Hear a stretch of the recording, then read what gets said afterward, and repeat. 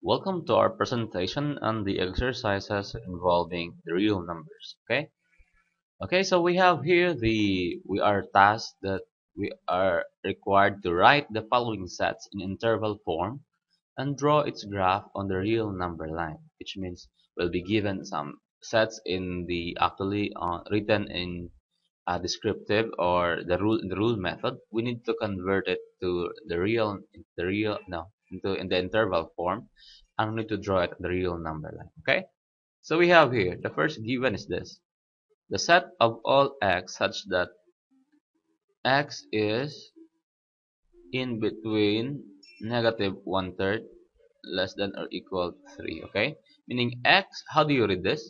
Is read as the set of all x such that x is greater than negative one third and x is less than or equal to 3. So bali, ang x must greater than negative one third and ang x is less than or equal to 3. That's how we read this and bali. Okay? So again, it's read as the set of all x such that x is greater than negative one third and less than or equal to 3. Or pwede po, x is greater than negative one third and x is less than or equal to 3. Pwede na mo i-repeat ang x or pwede na po dili na mo i-repeat. Now, how do you write this in terms of the bali equivalent lang na siya sa kaning notation, interval, no? Mas compact sa notation because this is designed to be written in the real number line. Okay? Nga nilang kasimple. Kaon ni maasa siyang sa pinakagamay niya nga value, in this case negative one third. Then kaon pud no, imo siyang ibatangan og kanang comma to denote no unsa po iyang right nga value, pinakadako niya nga value. So, di ba kabalo man ta nga negative one third mas dako, mas gamay kun pa sa 3. Yes, we know, I think we know that, no? Then 3. And now we enclose this with brackets, and there are two types of brackets here, the this one. So pag wala gali equal sign, it will just be this bracket, okay? And pag na equal sign, less than or equal, no, it will be this bracket, close, okay? So meaning this is meaning an open bracket, this is a closed bracket. Meaning kana siya, no? Kani siya marag square bracket, kani siya, I don't know what they call this. Okay, so this is just this simple. And now, how do we draw it in the real number line? So simple lang kayo. When we try to sketch that in the real number line, the first thing that we need to draw is the real number line, okay? Tama. The real number line is just what? A line with no two arrows, because a line simply means it's never ending, okay, no? So we could draw the zero here. Most of the people draw zero, but it's not really required that you need to draw the zero as reference, not the reference. But let me write now for the sake of as the zero, and then you need to find where's the negative one third and where's the positive 3. Okay. Okay, I think it's better if we have it this way. Well, 1, 2, 3. So meaning 3 is here. Okay. Kabulol na ka nga diri siya mo, and what else? You also know that this is negative 1 here, which means the negative one third must be here. Okay. Tama. You divide simply this one into three parts. Do you agree with me? This is negative one third, negative two thirds, negative three thirds, or negative one simply. So how do we do that? Well, we just simply draw. Let me draw it in a different color.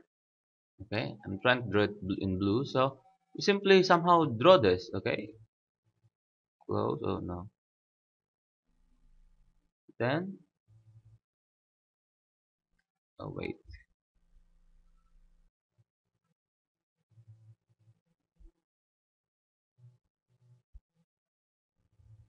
And of course, the best way is we need to write what is in here para makawalo ba mong audience or mong reader kung unsa gid na dana, no, o kana nakabutang naman nga 3 kani kay wala pong takabalo kung negative one third pag na siya, no. So that's why I write it there. So, or pwede po sa usa man ibutan ng negative one third, no, para maklaro niya nga negative one third gid na kani kay klaro naman nga 3.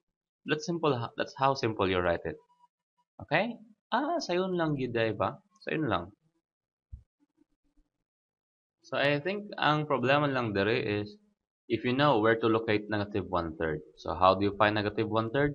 It's in between 0 and negative 1. Mura ka gaihap lang gud, no? One third, two thirds, three thirds, kana. Simply divide nimo ang ang interval into 3, 0 to 1, divided mo 3, then that's the first is negative 1/3 na siya. Okay? Next, we'll have this. X such that, so we have this X 9/2. Okay? Meaning, the set of all x such that x is greater than or equal to 3 and less than or equal to 9/2. Okay, what is 9/2 really? 9/2 is what? 4.5, which means, tama na. 3, mas gamay pa sa 0.5, 4.5. So, we simply write it as in interval form. Since naka-equal that, no, we put it close here. And here we have 3. And then we paingon sa 9/2. Close gihapon ng 9/2 ba? So, that's as simple as that. And how do we draw that in the real number line? Well, we need to locate 0 first, just for the sake na itong butang 0. But not necessarily good nga equal yung tag 1, 1 imong interval da. Depende ra kung ma-draw pa ba na yung 1, 2, 3, 4. Oh, no, see, di na ako ma-draw ba? But of course, I can extend the 4. Nada ko nung nagana akong extend ang drawing. This is 5. So, aha man na makita ang 3. Of course, nadari ang 3, no? How about ang 4.9/2? So, makita. Diri ang 9/2. So, 4.5. Or when I draw it, I could draw simply as this.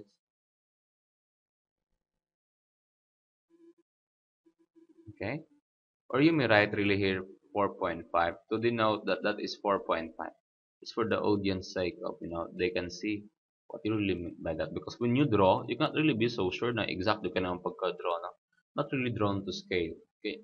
Anyway, this is just sketches to, to make the solution more visually appealing. Okay, number 3, we'll have this. The set of all x such that x is greater than negative 2. Okay? X is greater than negative 2. Bale. Now, so, meaning ang x mas dako pa sa negative 2. So, what is its left?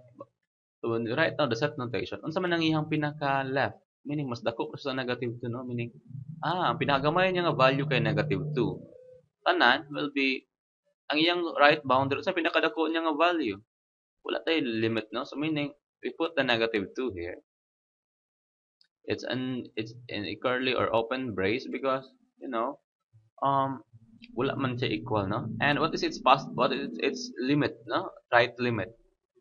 No, it doesn't say any, meaning mas dako pa anything that is greater than negative 2. So meaning it's positive infinity, right? Ang imong limit sa tuo, positive infinity na siya, meaning wala siya limit sa tuo. And always put positive infinity on an open brace. Dili siya pwede i-close kay wala man dili mo na makabalaan na kung pila gina siya. Always open na siya. So when you draw it like this is the real number line. So we say this is 0, this is negative 1, this is negative 2. You draw it like, okay, diri ka magsugod kataman, you don't end, okay. And when we draw that simply with an open arrow. No? Di na naman siya pwede i-bracket kay mga kabalo kong asa. Meaning it goes with the line. Same na siya arrow sa line. So this is it. Okay? Walang bayan ng imong sketch. Negative 2 to infinity. Okay? Sayon lang ba? Yes, sayon lang ibigay. Next, we'll have, medyo heavy akong line ba? Okay, next. The next is, we have this. X such that x is less than or equal to 5. What do you mean by this one? The set of all x such that x is less than or equal to 5. Okay? Meaning, ang x mas gamay pa sa 5. So when we write now the interval notation, dapat kabulto sa iyang pinakagamay nga value, pinakadako nga value. I think we know here na x is less than or equal to 5. Ang iyang pinakadako nga value is ang 5 na, no? Na equal, so we put here this square bracket. Now, unsay pinakagamay niya nga value? Anything nga mas gamay pa sa 5. And kung pinakagamay gay na siya, no, you go to the left, meaning you going towards negative infinity. Any nga gamay kay nga value, okay? Okay, so now here we have, if we convert this to the what? To the real number line, Wala habit. So itong ibutang daan ni bale. No, medyo hiwi ko no. Medyo hiwi akong pan. Sketches, may or nalapas kay siguro to ganina, right? Hindi na ko is to gamay. Okay, para makita lang. Now we have it here. We'll put the 0 here. 1, 2, 3, 4, 5. We have the 5. Meaning less than or equal to 5. Meaning I'll put here. No? Butangan din ako og butangan din ako siya og kan ba kanang arrow. Pa left, right? Pa left, walay boundary. So the better siguro kung mogamit mo lain nga color sa ballpen. Just for the sake na kuan ka nang mas klaro siya. In my case, in the first one I choose blue, but here wala na no. I can kuan na lang gyapon red na lang. I want it simple as that. Need not be too good looking, but it gives you what is being asked. Now, depende na sa imo kung artistic ka, you may choose different colors. Okay, but for me I will choose this. It's plain and simple.